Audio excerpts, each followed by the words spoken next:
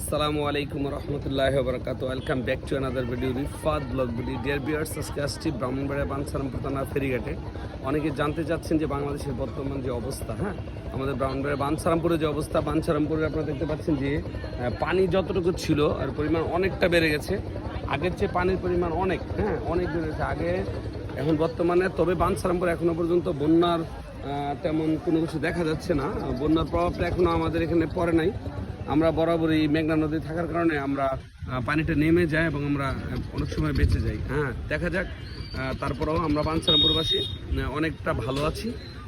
আপনারা আমাদের জন্য দোয়া করবেন ইনশাল্লাহ। ওকে, সাথে রয়েছে বন্ধু রফিকুল ইসলাম বারে। আজকে দুই বন্ধু আসছি দেখার জন্য নদীর যে কী অবস্থা, তো পানির যে ভয়াবহতা সেটা দেখার জন্য আসছি। ইনশাল্লাহ আমরা ভালো আছি, তাই না বন্ধু? আলহামদুলিল্লাহ, আল্লাহ অনেক ভালো আছে।